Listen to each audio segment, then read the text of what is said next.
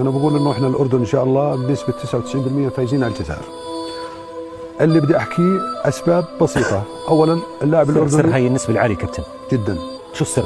هلا بحكي لك. هل موسى التعمري افضل من ابراهيم مازا ورياض محرز؟ ابراهيم مازا موهبه صاعده ورياض محرز اسطوره، لا نختلف، لكن حاليا موسى التعمري افضل. اذا الاردن تخسر للجزائر اليوم سموني سوسو، وانا متحدي وواثق من النشاط.